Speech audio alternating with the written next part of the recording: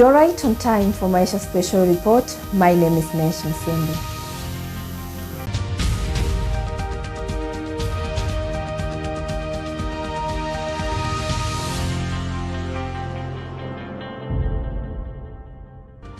To kick us off is a story where President William Ruto inaugurated the Ithanga Irrigation and Water Project in Murang'a County on Thursday. During the event, Ruto emphasized his commitment to creating employment opportunities for the young people through digital jobs and housing projects. In addition, he defended his foreign trips, stating that they contribute to the country's financial growth. Tumekubaliana vile vile katika hiyo sheria mpya, wale watu mnalipa shilingi 500 NHIF. Kama mapato yenu iko chini, tunataka kufanya assessment, ndio wale mapato yao iko chini tuwapunguzie kutoka 500 ikuje 300 kila mwezi, ndio watu wengi waweze kulipa. Jambo la tatu, tumekubaliana vile vile ya kwamba kuna wananchi wengine wako na mapato ya chini zaidi, hata hiyo 300 kila mwezi hawawezi kulipa. Si ni kweli? Sasa tumeamua kama serikali ya Kenya ya kwamba wale wananchi ambao hawana uwezo kabisa, serikali ya Kenya tutawalipia hawa ambao hawawezi kulipa bima ya NHIF, so that kila Mkenya awe na bima ya afya, aende hospitali atibiwe na aende nyumbani bila ya kuulizwa pesa yoyote. Tumekubaliana jameni, watu wa Ithanga? Tumekubaliana? Hiyo ndio mpango tuko nayo. Ya tatu, tumekubaliana vile vile tupange ajira ya hawa vijana. Vijana mko? Vijana mko area? Mbona sikii sauti ya vijana hapa Ithanga? Mko area? Tumekubaliana namna hii. Na nataka munisikize kwa makini, kwa sababu kama serikali tunatumia bilioni 600 kila mwaka kusomesha watoto wa Kenya. Hatuwezi kutumia bilioni 600 kusomesha watoto wa Kenya na hatuna mpango wakitoka pale shuleni watafanya kazi wapi. That will be irresponsible of us. We cannot spend 600 billion every year to educate our children, yet we don't have a plan for them. When they get out of school, what are they going to do? Na ndio sababu kwa mara ya kwanza sasa tuko na mpango mara 4 ya vile tunapanga ajira hawa vijana. Vijana mnanisikiza? Na kila mtu unajipanga na akili yako. Hakuna mtu atakuletea kitu mpaka nyumbani. Lazima utumie network. Ufurute aerial iende juu ndio ama namna gani? Si mnanisikia? Si mimi naongea kwa lugha mnaelewa? Tuko na mambo 4 tunafanya na nyinyi vijana mjipange. Ya kwanza tuko na program ya housing. Hiyo program ya housing hapa Murang'a, tuko na awamu ya kwanza ya kujenga nyumba 10,000 Murang'a. Tunahitaji hii Murang'a vijana karibu 25,000 wa kufanya hiyo kazi. Architect, quantity surveyor, engineer, plumber, mason, carpenter, mtu ya mkono, mtu ya kufanya kazi kwa kware, mtu ya kufanya kazi kwa kampuni ya simiti, mtu ya kufanya kazi kwa kampuni ya chuma, transporters na watu wengine wengi hapa katikati. Wewe mtu ya Ithanga jipange na kazi moja hiyo nimesema. Kama wewe uwezi ya architect, jaribu ya engineer. Kama uwezi ya engineer, tafuta ya mtu ya mkono. Kama uwezi hiyo, fanya ya carpenter.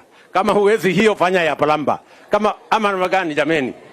Si kila mtu ajipange na ila anaweza. Tunaelewana? Hiyo ndio mpango yetu ya kwanza. Mpango yetu katika serikali ya Kenya ni kwamba kabla ya mwisho wa mwaka huu tunataka vijana 1,300 wanafanya kazi katika program ya housing ambao saa hizi hawana kazi. Tayari as I talk to you, nikiongea na nyinyi hapa, tuko na vijana 1,130 tayari wanafanya katika program ya housing. Alafu unasikia kuna watu wengine hatu wanataka kusimamisha hiyo program. Hawa watu si ni wazimu? Yani vijana 1,130 wanafanya kazi saa hii, tuwatoe kazini wakuje wahangaike barabarani, wakuje wamangamange kwa madukani? Sio ni kazi ya bure? So mimi nawauliza wabunge wako hapa leo, katika bunge iko sheria ya housing. Mimi nataka niombe wabunge wa Kenya waende wapitishe hiyo sheria ya housing ili tupange ajira ya hawa vijana waweze kuendelea na program ya housing, ndio Kenya iweze kusonga mbele, kwa sababu hiyo ndio mpinu nchi zingine zimetumia pale nyuma. Sisi tumechelewa kama Kenya, and we cannot continue to wait. This is a program that should have been there 30 years ago. we are 30 years behind time. Tunaelewana jameni? Ya pili, tumekubaliana pia na hao wabunge. Na hao wabunge ni watu wazuri, wamenisaidia kubadilisha sheria kule bunge. Sasa tuko na sheria mpya ya CDF. Mimi nimeweka sahihi tayari, imekuwa sheria ya Kenya. Sasa huyu mjumbe wenu wakili, si namna hiyo? Sasa kila ward hapa, huyu mheshimiwa atajenga ICT hub in every ward. Mimi nitaweka kompyuta, mimi nitaweka mtandao, mimi nitaweka walimu wa kufundisha hawa jamaa. Kazi yenu hapa, kompyuta ikiwa pale, mtandao ikiwa tayari. Tumekubaliana na kampuni nyingi duniani, Google, kampuni ya Intel, kampuni zile zingine nyingi za kuhakikisha kwamba wako na digital jobs. Nyinyi vijana, kazi yenu, kwa sababu ni lazima, we must be deliberate and intentional vile tunapanga ajira ya hawa vijana. So nyinyi vijana, kazi yenu, vijana 200 300 kila ward, tunataka vijana wa kwenda kufanya digital jobs. Unafanya kazi hapa Idhanga, lakini unafanya kazi kampuni iko ng'ambo na unaweka pesa kwa mfuko. Nyinyi mtashindwa kujipanga hapo? Nyinyi mtashindwa kujipanga hapo? Ya tatu, tumekubaliana vile vile, tumekubaliana na kampuni zingine nyingi. Tumekubaliana na nchi ya Ujerumani, tumekubaliana na Ufaransa, tumekubaliana na Marekani. Mimi naenda huko hata mwezi ujao. Tumekubaliana ya kwamba watusaidie nafasi ya ajira ya vijana wa Kenya. Na tunataka vijana wa Kenya waende ng'ambo, wafanye kazi, watuletee pesa, tuendeshe taifa letu la Kenya. Nyinyi vijana wa hapa Idhanga mko tayari? Mimi nasikia ati watu ya upinzani wanasema ati nisipange vijana waende ng'ambo. Wanataka ati vijana wazurure hapa ati ndio waende kwa maandamano. Mimi naweza wewe, hata kama kichwa yako imeharibika, utawacha kwenda kufanya kazi ng'ambo ati uende kwa maandamano? Sio ni upuzi mingi sana? Ama ni ujinga?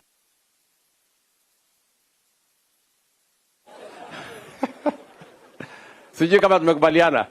Nipange ajira ya hawa vijana? Si nipange? Tupangane na hawa viongozi. Tupange hii ya housing, hawa vijana wafanye. Tupange hii ya digital jobs, hawa vijana wafanye. Tupange ile export of labor, hawa vijana wafanye. Ndio Kenya hii tuweke msingi dhabiti, ndio Kenya iweze kusonga mbele. Mwisho, mimi nataka nishukuru hawa viongozi wa Murang'a. Niliketi chini na wao, wakiwemo hata na MCAs. Na huyu governor walikuja na MCAs, nikakubaliana na wao watupatie ardhi hapa Thika, hapa Del Monte. Na sasa hiyo ardhi tumeweka milioni 500 ya kwanza kujenga ile special economic zone. Hiyo special economic zone ya Thika tumesema ndio tutaweka program ya mambo ya medical na pharmaceutical industry ambayo itatusaidia kuweka viwanda ya kutengeneza madawa. Ile madawa ambayo itatusaidia Kenya. Bado saa hizi tunaagiza madawa ya karibu bilioni 110 kutoka nchi zingine. Sasa tunataka kutengeneza hapa Kenya. Na hatutaki kutengeneza yetu peke yetu, tunataka kutengeneza ya Kenya na tutengeneze ya East Africa na tutengeneze tuuze kwa Waafrika wengine hapa duniani.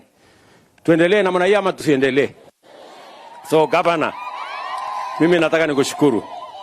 Na mimi nataka niwahakikishie hiyo project, hata ni vile imechelewa kidogo, hiyo project tumeshapanga tayari ili tuanzishe the first earthworks na the first phase, ndio tuhakikisha kwamba hizo viwanda zinakuja hapo, vijana wenu wapate kazi na pia tuweze kutengeneza viwanda ambayo itatupatia bidhaa ambazo kwa saa hizi tunaagiza kutoka nje. Kwa hivyo ndugu zangu, watu wa Idhanga, mimi nataka niwaambie leo, mimi nimekuja pia kuwaambia ya kwamba awamu ya pili, hii maji bado haijafika kwa nyumba yenu. Si ndio? Kwani hamjui ati mimi najua? Kwani mnaona mimi mimi sina network? Mimi najua hii maji haijafika nyumbani, si ndio? Ndio nimekujia leo. Nilisema maji itafika hapa, lakini sasa mimi nataka niwaambie maji itafika nyumbani. Sasa awamu hiyo tumeanza hivi sasa. Tumeongea na watu wetu wa Ubelgiji. Unajua watu wengine wananiuliza, wewe umeenda kufanya nini ng'ambo? Sasa nisipoenda kutafuta pesa ya kufanya hii kazi, nitapata wapi pesa ya kufanya hii kazi? Si lazima niendee hii pesa. Mimi nikikaa hapa kungetia tu kwa maduka hapa. Si Kenya hii itakwama. Ati tucheze rege hapa, wale walituambia ati tucheze rege. Tukicheza rege hapa si kama Kenya itakwama. Si mnaona tulicheza rege mpaka Magadeni karibu ituzamishe. Ama namna gani? So hiyo pesa sasa tumepata ya kuendesha hii mradi yenu. Na tumesema hii mradi tunataka ifikie watu 1,100 katika sehemu hii ya Gatanga. Na vile vile nimekubali ya kwamba tusaidie pia ndugu zetu wa Masinga na ndugu zetu wa Yata waweze kupata sehemu ya hii maji. Tutafanya expansion ya storage ndio pia na wao waweze kupata maji, kwa sababu tunataka kuendelea katika hali ambayo hakuna watu wanawachwa nyuma. We want to move together. Tumekubaliana ndugu zangu? So hiyo awamu ya pili ndio nimekuja kuanzia kabla ya tarehe ngapi? Wewe wapi waziri? Hii program itaisha lini? August, umeniambia August. Mimi August nitarudi hapa. Na nikirudi hapa nitakuja kuuliza watu kama maji imefika nyumbani. Si ndio? Mnajua August ni tarehe ngapi? Ni mwezi gani? Mwezi wa 8. Wacha nikupatia allowance ya mwezi moja, iwe mwezi wa 9. Ndio usifanye makosa. Sitaki nikuja hapa niulizane maswali na wananchi. Si namna hiyo? Sasa mwezi wa 9 hii maji iwe imefika nyumbani. Na nyinyi pia sio maji tunaleta ati maji ya kuja kuoga tu ndio mkoe wasafi. Tunataka pia maji mtumie, muzalishe chakula ndio tufukuze njaa. Allah, ama namna gani? Si namna hiyo? Tumekubaliana watu wa Idhanga? Tumekubaliana ya kwamba nitalete maji na nyinyi mtasaidia kusalisha chakula ndio tupeleke Kenya mbele. Hebu ni wale wanasema tumekubaliana. Bas. Acha niwachie hapo, bado niko na kazi nyingine. Naenda kazi sasa huko Kandara ya kuanzisha program ya housing. Alafu nitaenda kazi nyingine kule Maragwa, alafu niko na kazi nyingine kule tena Odhaya, kwa sababu hii kazi mlinipatia iko na kazi mingi. Lakini mimi nafanya na bidii. Si namna hiyo? Si ndio? Na mimi nitakuja hapa mpaka mchoke na mimi. Nitakuwa hapa kila siku. Na mimi naona siku hiyo nyingine nikikuja nakuja kulala Idhanga hii.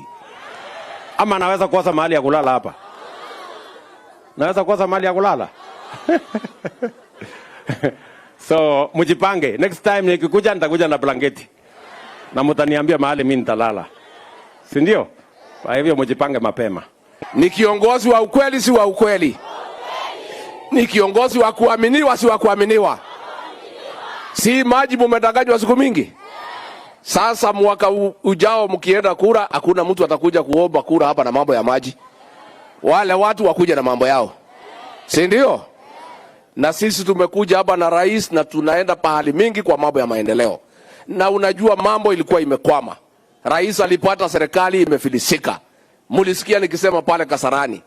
Alikuta hata store hakuna, panya ametoroka, hakuna kitu ya kukula. Huyu rais amehangaika mwaka moja. Sasa ndio amerudisha maneno kwa laini, uchumi umeanza kufufuka. Mambo ya Eurobond imeenda mzuri. Mambo ya barabara inaenda mzuri. Sasa rais ako kazi. Mtaendelea kuunga yeye mkono? Mtaendelea kuunga yeye mkono? Na sisi kazi yetu ni kumshikilia na kumsaidia. Hata kama anatuhangaisha kutuamsha saa 9, anasema tuamke saa 10 tufanye kazi. Na rais saa ingine unatuumiza. Si uache tuamke saa 10. Mnakubali tuamke saa 10? Mnataka tuamke saa ngapi? Hadi saa 6? Si tutaumia sana. Lakini sasa nyinyi vaito. Si muko hapa? Sasa si nyinyi ni cousins yetu? Si we are cousins. Sasa nyinyi ile watu wanapelekaga nyinyi kule. Mwambie nyinyi mnataka kukaa na cousins yenu. Si ndio? Sababu hapa makazi niko ndio maneno iko. Na ndio sisi watu ya bande hii tulijipanga na huyu president. Kwa sababu sisi tulimpima, tukamsoma, tukajua ni mtu ya kazi, ni mtu ya bidii. Sasa tunataka ile watu, ile mtu ya katikati akija. Si alikuja hapa, si ule tulikuwa akakuja hapa mbele. Muambie sisi tulijipanga na wa cousins, tuko nyuma ya Rais William Ruto. Tumekubaliana? Sisi ni cousins. Sisi tutakaa pamoja. Tumuunge huyu rais yetu mkono. Alafu huyu kijana Mureu, asanteni kwa kumpigia kura. Si ndio? Si tulikuja hapa kumwombea kura. Na anajaribu. Na anatuhangaisha kutafuta barabara, kutafuta maji, na ni kijana mzuri, tunaendelea kumlea. Si ndio? Si mtaunga yeye mkono?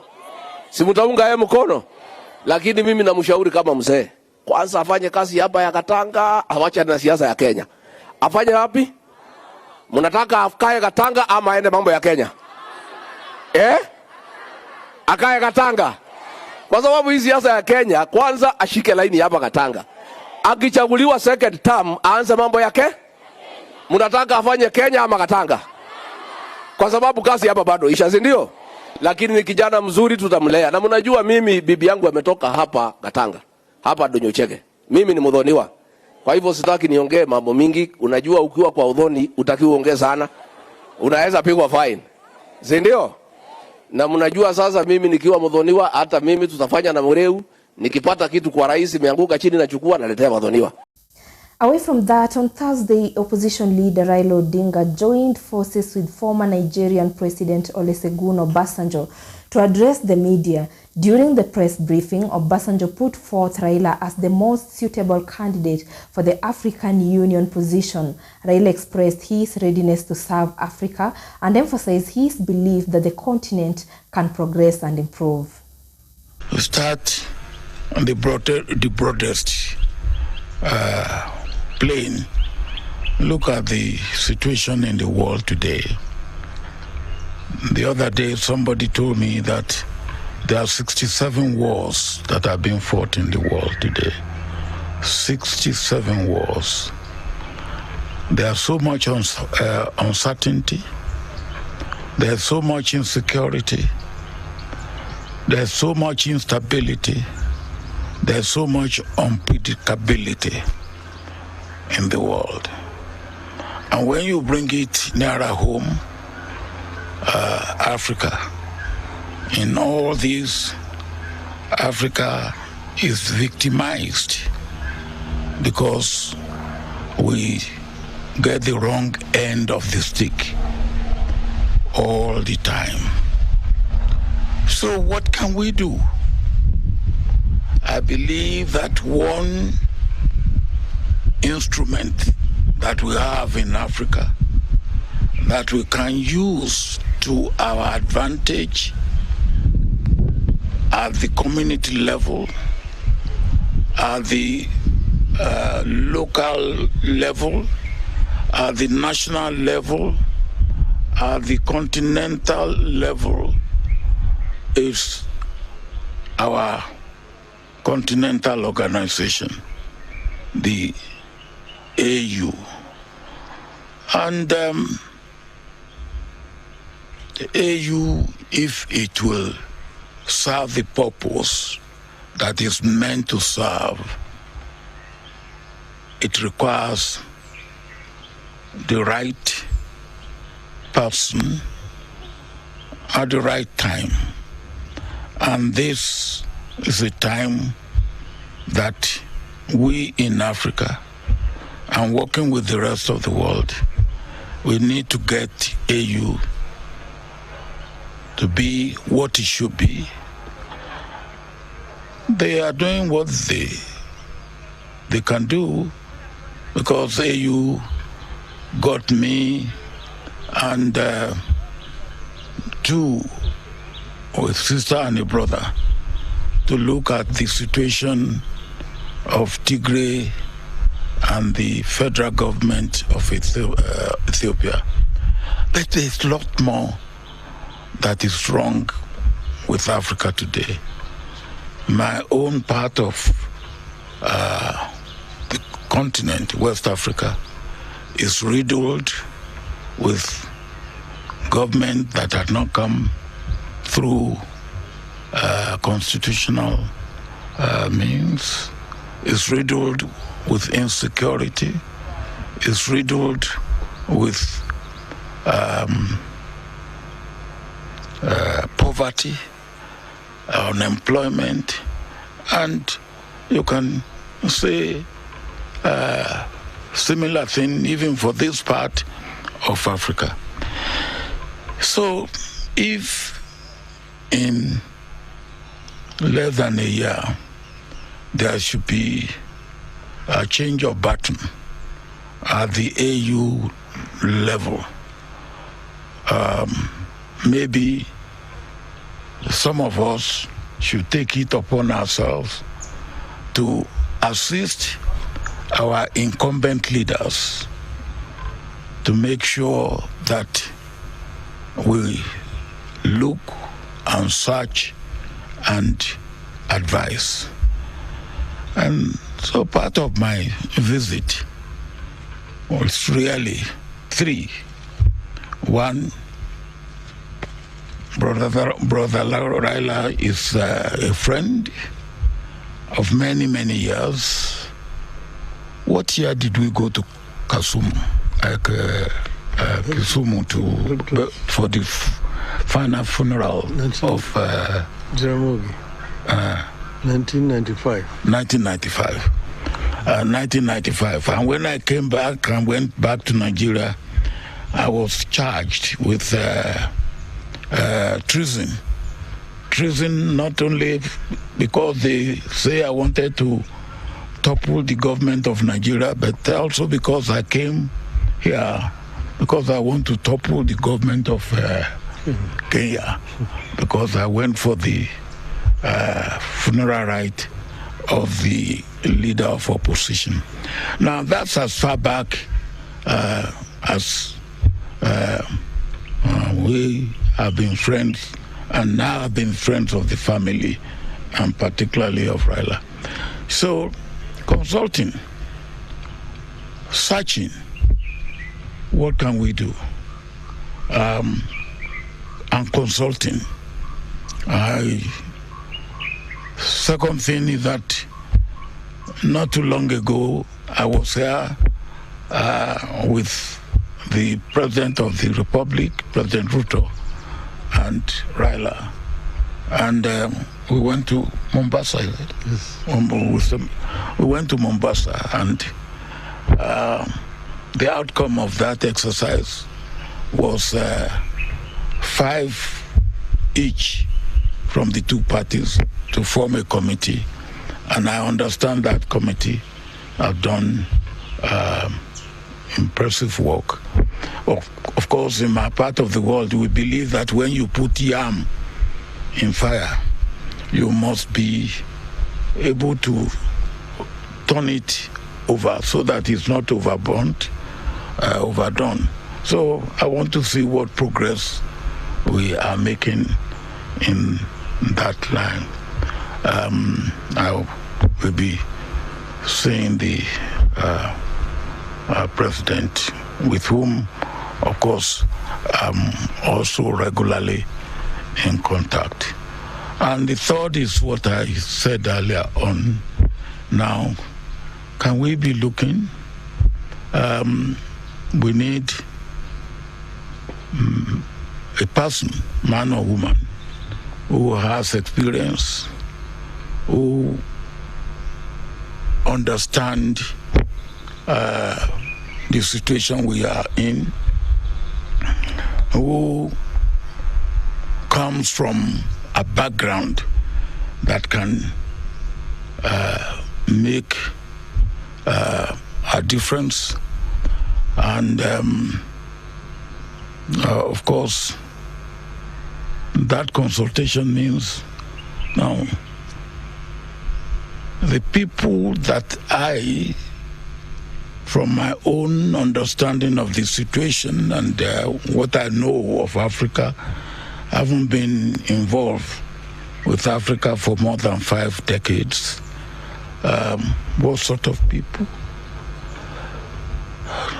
Some time ago, I was one of those who midwifed, because we believe that people who have held the position of head of government, either at the prime minister level or at the presidential level, will be able to knock at the door of incumbent prime ministers and presidents without much ado. And such people will probably be the right person, armed with other attributes at this particular time.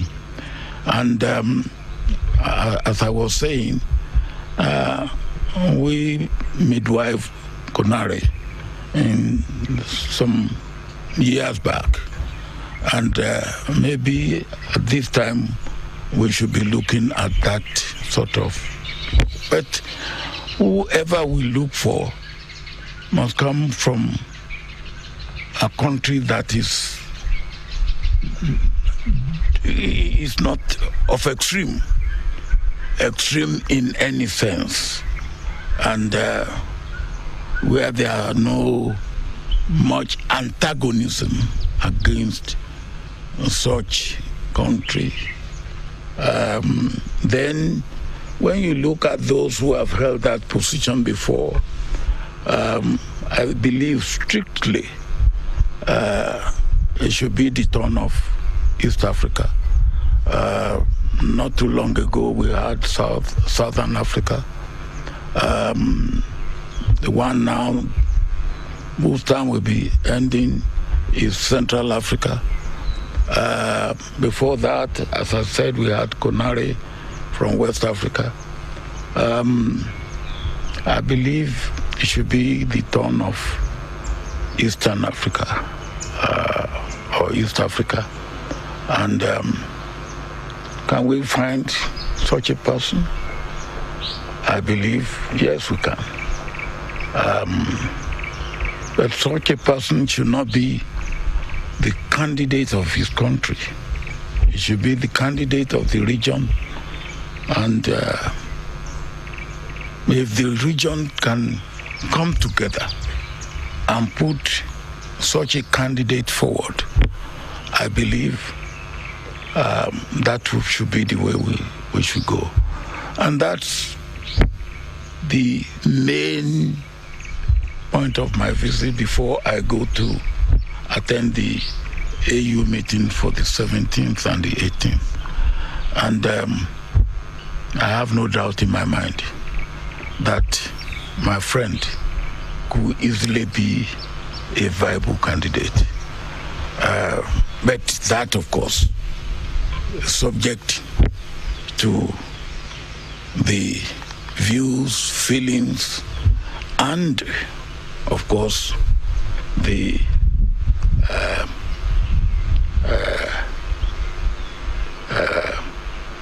position and the presentation of our leaders in the East African sub-region. And then if the region puts a candidate forward, I believe the rest of the continent will go along with that. That's what I am consulting about. That's what I am working at, and I hope and pray that God will help us. Africa needs to stand up and stand up firmly. As the general said, he is one of my closest friends on the continent. And I intimated to him that if there should be interest, I will myself be keen to serve the continent of Africa.